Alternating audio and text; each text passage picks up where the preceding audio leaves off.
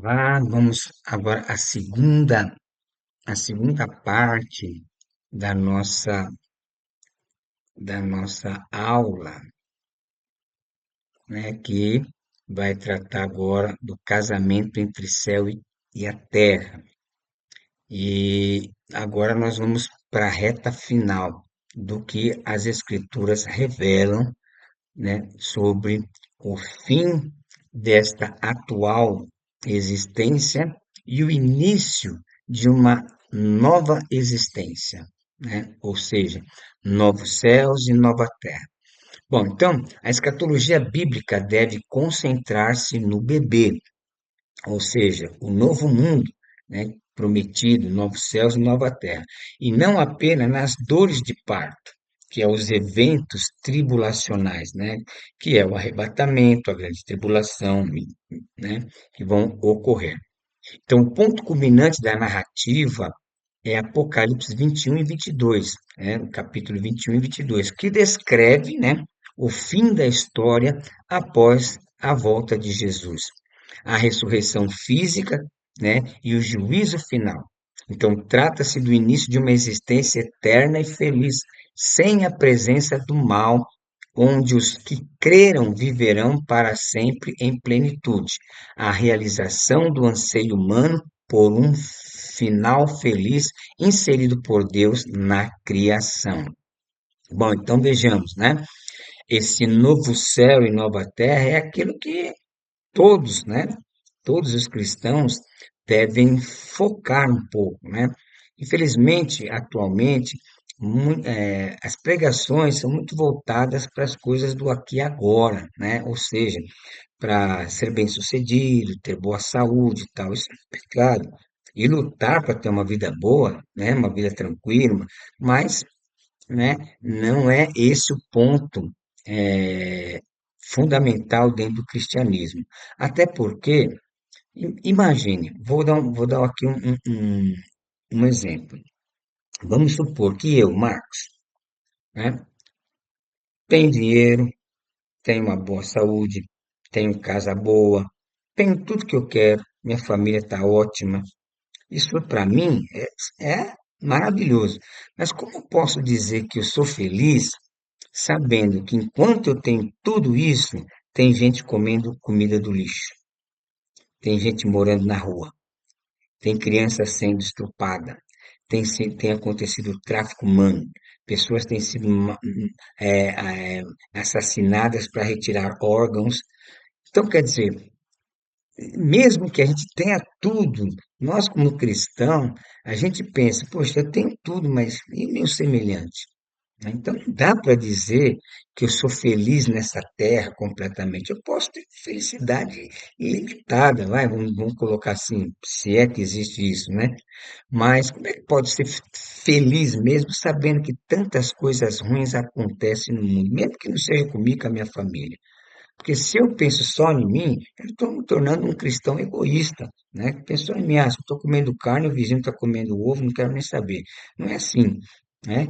O cristão que conhece a Deus, que conhece a Cristo, que conhece o amor de Deus, ele pode ser feliz aqui, mas ele nunca vai se sentir feliz, porque ele sabe que tem outro que está lá sofrendo, está morrendo, né? Então a gente tem que pensar nisso. E no final de todas as coisas, vai chegar aquilo que a gente sempre espera que chegue, que é toda a perfeição possível, né? Porque o novo céu e a nova terra, eles são algo assim onde não vai haver o mal. E é difícil para nós imaginarmos um mundo sem o mal, né? É muito difícil.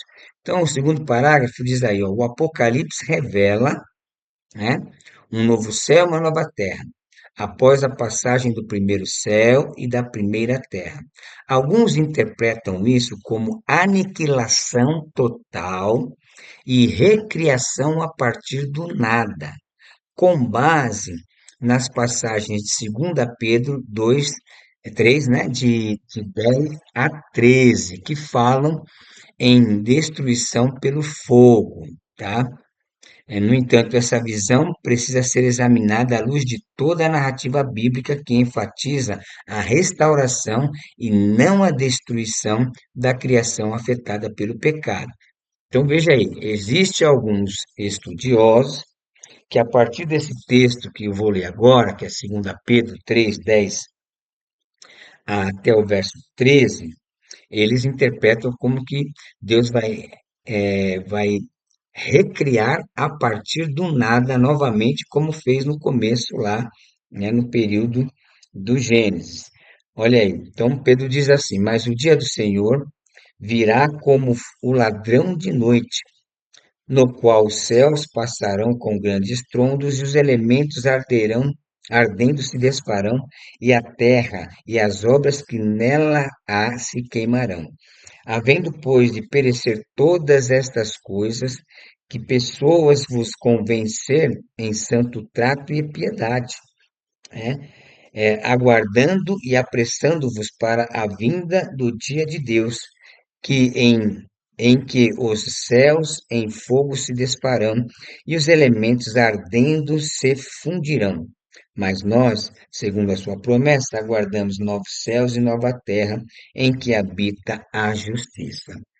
Aparentemente, sem fazer uma análise mais aprofundada, pode até parecer, né, que é uma recriação, né, de todas as coisas, mas nós vamos ver que não é bem assim. Ó, uma coisa interessante aqui é essa expressão, né, no verso 10, o dia do Senhor. É bom a gente entender um pouquinho, né? Essa expressão refere-se aos eventos que começarão com a volta de Cristo para arrebatar a sua igreja ao seu encontro nos ares, como a gente viu lá, hoje a gente sempre, o texto de 1 Tessalonicenses capítulo 4, tá? Que Paulo diz lá, fala sobre isso aí. Tá? Então, esses eventos vai culminar com a destruição de céus e terras atuais e com a criação de novos céus e nova terra. Então, o início do dia do Senhor, ele ocorrerá num tempo ainda ignorado e será assinalado por rapidez inesperada, tá? Então, aí, para a gente ter uma noção, porque esse conceito do dia do Senhor é muito importante dentro da teologia cristã. Então, vamos dar uma analisada aqui compreendendo essa questão aí do novo céus e nova terra. Então, ó, a compreensão do termo grego novo é crucial, né? Então, veja que se a gente conhecesse o grego, nós teríamos muita vantagem, né, irmãos? Por isso que é sempre bom, quando você está fazendo a exegese de um texto, você ter aí, né, um léxico grego-português ou hebraico-português para estudar palavras-chave que tem no texto para que tenha uma compreensão mais correta, né? Então, a palavra usada em Apocalipse 21 e 2 Pedro 3:13 é kainos, né? Que se refere a algo qualitativamente novo, de qualidade nova, renovado e melhorado, não anéus, que indica algo inédito. Ou seja, na realidade, não é que essa terra vai sumir, desaparecer e Deus vai criar tudo do nada. Deus vai trazer uma purificação, né? Uma transformação nessa própria terra que nós vivemos, tá? Então, assim, a expressão novo céu e nova terra aponta para uma transformação e purificação da criação existente, e não para uma substituição por outra totalmente diferente. Então é bom a gente ter isso em nós, apesar de ter alguns estudiosos que creem que vai ser aniquilado, tudo vai ser feito novamente a partir do nada. Aí, olha, as imagens de fogo e de solução em 2 Pedro 3 devem ser lidas à luz do simbolismo bíblico, onde o fogo frequentemente representa juízo e purificação, né? O fogo divino consome o que é mau e impuro, mas purifica e renova o que é bom. Portanto, a queima da terra não significa aniquilação completa, mas a remoção definitiva do pecado e a restauração da criação para um estado glorioso. Então, é justamente dessa forma que nós cremos. Essa terra vai passar por uma purificação, uma transformação em que ela vai ser purificada para viver, para ser esse novo céu e essa nova terra. Bom, então o fim da história não é a destruição da criação, mas sua plena redenção. Isso está, diretamente em consonância com o que Paulo diz, né? Que a terra agora geme, aguardando a restauração, né? Ele vai dizer isso lá no livro de Romanos. Então, quer dizer, fica claro que esse céu e essa terra serão purificados, tá? Não serão é, aniquilados e depois Deus vai fazer outro, não, tá? Então, o mesmo céu e a terra de Gênesis 1 serão totalmente renovados, o Kainos, né? Reconciliados e unidos para sempre, como um casamento. Assim, a esperança cristã é a de uma terra restaurada, onde Deus habitará com seu povo, cumprindo a promessa de que toda a criação será liberta da corrupção e revestida de justiça, paz e presença divina. Oh, isso é, às vezes, até difícil para nós, né, imaginar um mundo completamente purificado, é um mundo totalmente limpo do pecado, da maldade e de todas essas mazelas que a gente observa hoje, né? E a presença de Deus no nosso meio assim, de forma, vamos dizer, visível.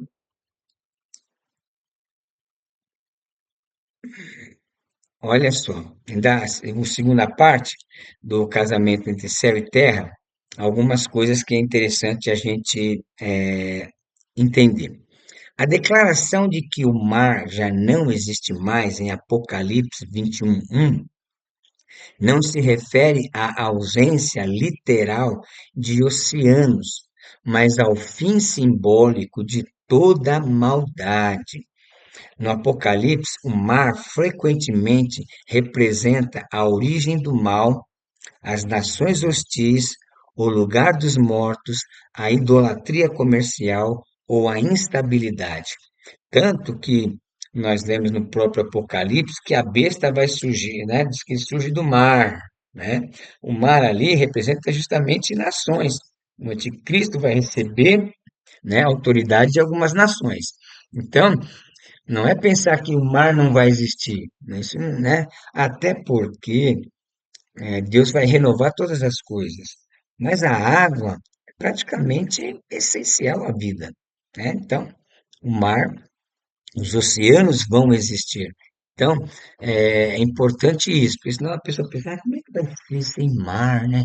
Não vai ter água no mundo, no planeta, né? E não é isso que é, é interpretado a palavra mar, principalmente no Apocalipse. Portanto, sua ausência no novo céu e nova terra simboliza a eliminação definitiva de todo o pecado, sofrimento e oposição a Deus. Glória a Deus. Então, a visão da Nova Jerusalém descendo do céu representa o casamento final entre o céu e a terra.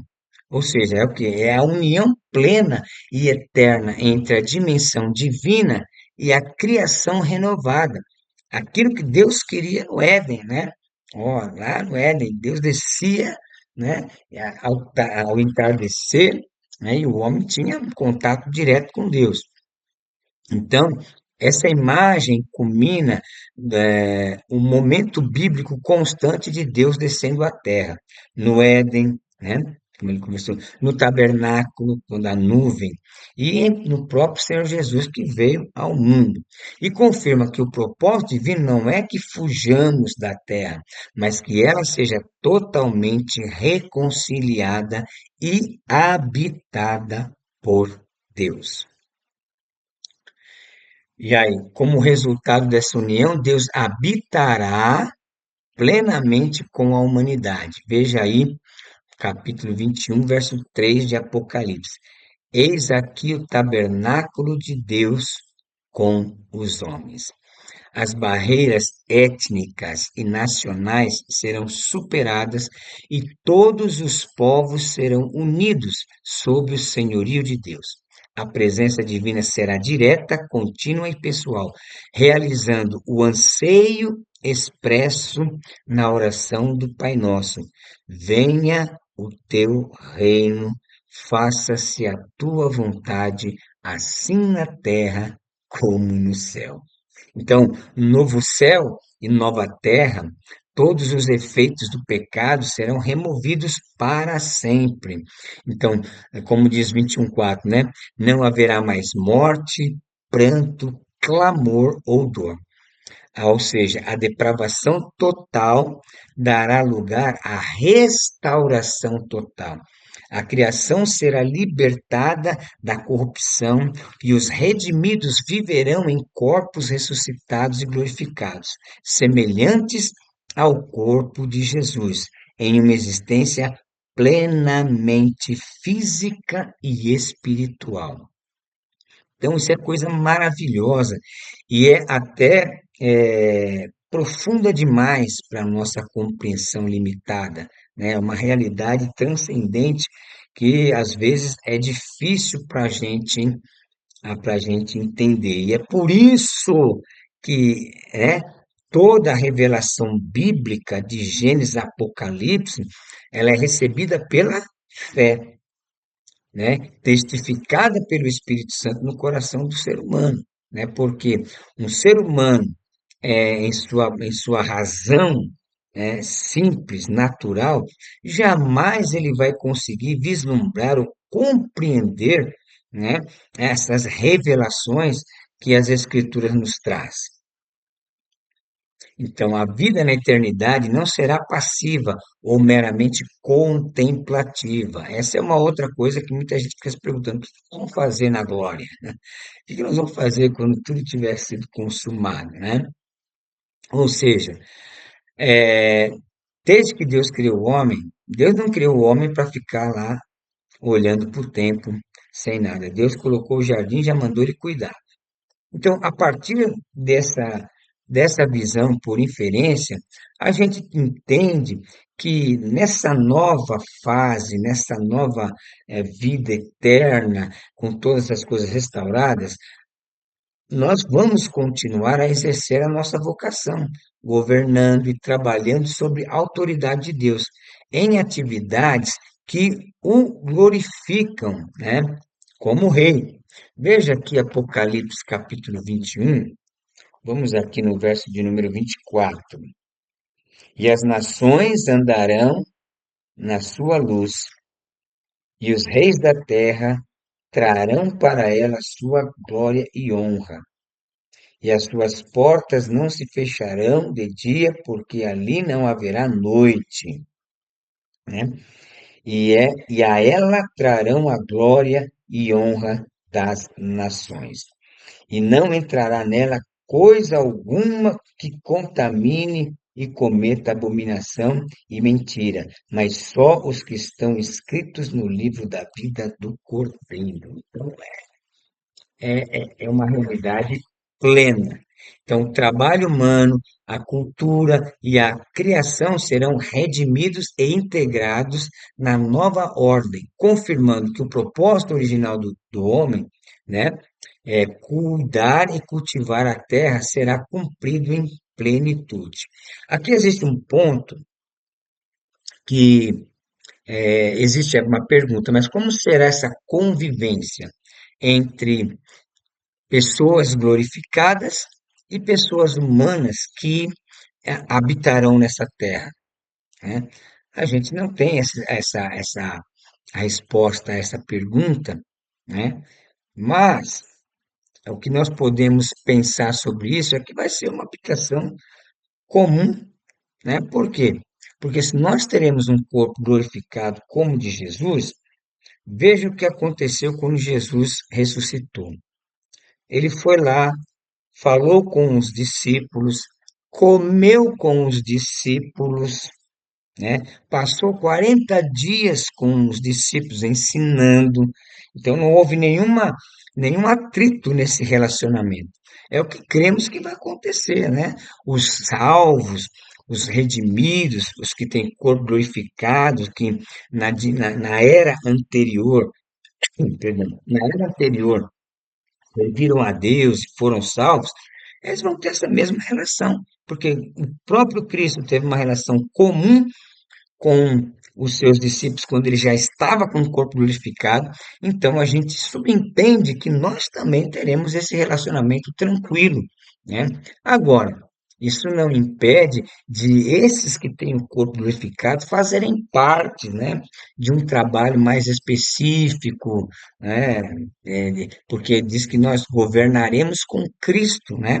Então, por aí a gente pode ter uma ideia de como vai ser essa vida tendo pessoas normais, vamos dizer assim, pessoas humanas completamente humanas e pessoas humanas que têm um corpo glorificado, tá?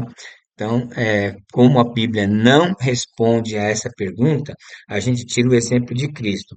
Cristo se relacionou tranquilamente com os discípulos depois que estava com o corpo glorificado. Chegou até a comer com eles. Então, acreditamos que esse vai ser também, né, a relação entre os glorificados e os que não são glorificados no novo céu e na nova terra. Bom, Paulo afirma que na ressurreição a morte será tragada pela vitória, né? Aquele texto, o texto mais fantástico e mais esclarecedor do Novo Testamento acerca da ressurreição está lá em 1 Coríntios, capítulo 15, né?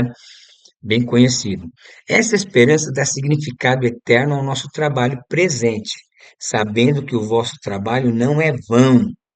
A certeza do futuro glorioso motiva os crentes a serem firmes, constantes e abundantes na obra do Senhor, servindo a Deus com corpo e alma, na expectativa do dia em que o céu e a terra serão uno para sempre. Então, em resumo, então vamos lá. A teologia bíblica nos convida a enxergar as Escrituras não como uma coleção de textos isolados, mas como uma narrativa coerente, progressiva, que tem início em Gênesis e seu clímax, né, o seu auge, a sua completude em Apocalipse. Desde a promessa do reino, a vinda do Rei Jesus, o derramamento do Espírito Santo, até a consumação final, a Bíblia narra o movimento redentor de Deus para restaurar seu senhorio sobre toda a criação. Essa perspectiva unificadora nos afasta de interpretações fragmentadas e nos posiciona dentro da grande história que Deus está escrevendo, uma história de reconciliação entre o céu e a terra. Então, né, no final dessa disciplina que estamos chegando agora, é importantíssimo nós termos essa consciência, não é? De que a teologia bíblica ela enxerga as escrituras como uma narrativa única, coerente e progressiva, diferente da teologia sistemática, que se preocupa com temas isolados, né? Então, é diferente. E essa visão da teologia bíblica que precisa, né, todo estudioso, todo teórico precisa ter, é importante, porque nós conseguimos enxergar a história, como o nosso slide diz aí, de uma forma coerente e progressiva, né? A história está acontecendo, mas de uma forma progressiva. Portanto, compreender essa narrativa integral é essencial para a missão, né? Para a identidade e missão da igreja. Ela nos ensina que nossa esperança não é um escape do mundo, mas a transformação gloriosa de todas as coisas, quando o céu e a terra se unirão para sempre na presença plena de Deus. Viver à luz dessa verdade nos capacita a proclamar com clareza e ousadia que Jesus é o Senhor de tudo, a trabalhar com propósito no presente e a aguardar com firme esperança o dia em que todos que creram viverão felizes para sempre em um novo céu e uma nova terra. Então, meus irmãos, é isso que nós estudamos nessa disciplina de teologia bíblica, né? Uma teologia que nos ajuda a enxergar as escrituras, né? De forma integrada e completa. Não apenas alguns temas, como trata a teologia sistemática. E nós podemos dizer que na teologia bíblica nós entendemos a história, né, de uma forma com apenas, deixa eu ver, as quatro palavrinhas que marcam o estudo da teologia bíblica, que é criação, queda, redenção e glorificação. Então, agora que nós estamos chegando no final dessa aula, e no final dessa disciplina, é importante isso. Agora que nós temos uma noção da teologia bíblica como uma narrativa única e progressiva, então, para você se lembrar melhor, para você ter uma concentração melhor, né, para falar e para estudar a teologia bíblica, é só você lembrar das quatro palavrinhas que comandam, né, e que comandou até o nosso estudo aqui neste livro que nós estamos terminando hoje. Criação, queda, redenção e glorificação. Então, é isso que nós precisamos entender. E sempre entendendo que a teologia bíblica ela se preocupa principalmente com a mensagem teológica integral da Bíblia toda, tá? Agora, a teologia sistemática, ela trata da organização lógica de diversos temas teológicos por meio de tópicos, lembra que nós vimos? É, vistos especialmente diante da luz de determinado credo ou confissão. Então, veja, na teologia bíblica, a história é una e não tem jeito de ter uma interpretação diferente. Agora, na teologia sistemática, que trata de temas e faz a sistematização de temas, aí há divergências, como na escatologia, na paracletologia, na eclesiologia e por aí vai. Então, que Deus nos abençoe, né, e que nós possamos ser estudiosos bíblicos, tá? Não ignorar a teologia sistemática, porque o que você mais vai encontrar, né, nas lojas, nas livrarias, é livros de teologia sistemática, né? Mas a teologia bíblica, ela, além de fascinante, ela é coordenadora, ou seja, ela coordena o nosso entendimento da revelação completa da palavra de Deus. Que Deus abençoe, que o Senhor Jesus Cristo, através do seu Espírito Santo, possa nos ajudar a ter essa compreensão e a manter essa compreensão bem vívida no nosso coração, justamente para continuarmos fazendo a obra de Deus. Que Deus abençoe e até a próxima aula. Fiquem na paz do Senhor.